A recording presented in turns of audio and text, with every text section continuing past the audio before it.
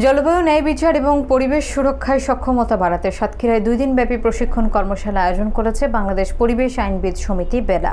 জলবায়ু ন্যায় বিচারের জন্য নীল অর্থনীতি এবং অন্তর্ভুক্তিমূলক উন্নয়ন প্রকল্পের আওতায় আয়োজিত এই কর্মশালায় উপকূলীয় পরিবেশ আইন এবং জলবায়ু ন্যায্যতার নানা দিক তুলে ধরা হয়। এতে পরিবেশ বিশেষজ্ঞ, গবেষক এবং সংশ্লিষ্ট দপ্তরের কর্মকর্তারা অংশগ্রহণ করেন। মোকাররম বিল্লাহ ইমনের প্রতিবেদনে দেখুন বিস্তারিত। সাতক্ষীরার মুজাফফর গার্ডেন অ্যান্ড রিসোর্টে 2 দিনব্যাপী পরিবেশ আইন ও জলবায়ু ন্যায্যতা বিষয়ক একটি নিবিড় প্রশিক্ষণ কর্মশালা অনুষ্ঠিত হয়েছে বাংলাদেশ পরিবেশ আইনবিদ সমিতি বেলার উদ্যোগে এবং BID 4CJ প্রকল্পের আওতায় 18 ও 19 জানুয়ারি আয়োজিত এই কর্মশালার লক্ষ্য ছিল জলবায়ু পরিবর্তনজনিত ঝুঁকি মোকাবেলায় আইনি সচেতনতা এবং অন্তর্ভুক্তিমূলক উন্নয়ন জোরদার করা। উদ্বোধনী পর্বে বেলার খুলনা বিভাগীয় সমন্বয়কারী স্বাগত বক্তব্য উপস্থাপন করেন এবং ঢাকা অফিসের প্রোগ্রাম ও ফিল্ড কোঅর্ডিনেটর প্রশিক্ষণের উদ্দেশ্য ও বেলার সামগ্রিক কার্যক্রম ব্যাখ্যা করেন।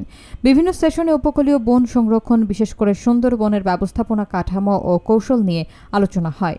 কর্মশালায় বৈশ্বিক উষ্ণতা, জলবায়ু নীতি এবং জেন্ডার বৈষম্য নিরসনে জাতীয় ও আন্তর্জাতিক আইনগত দিকও আলোচনায় আসে। বক্তারা মতামত দেন, জলবায়ু পরিবর্তনের ঝুঁকি মোকাবেলায় স্থানীয় জনগণের আইনি সচেতনতা বৃদ্ধি এবং অন্তর্ভুক্তিমূলক উন্নয়ন অপরিহার্য। মূল্যায়নের মাধ্যমে কর্মশালাটি সমাপ্ত হয়।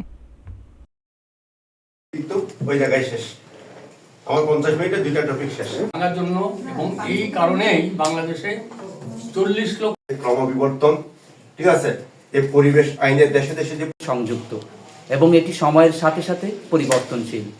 তার আচরণকে ডিফাইন করতেছি। আবার একটা যে মেয়ে বাচ্চা, তাকে আসলে অন্যভাবে ডিফাইন নির্ভর করছে, ঠিক না? সুতরাং এই একটা বিষয় দিয়ে আমরা বুঝে গেলাম যে আমাদের শুধুমাত্র অবস্থান চেঞ্জ করার কারণেই আমাদের পরিবেশের ব্যাপারটা গুরুত্বপূর্ণ হয়ে আসে।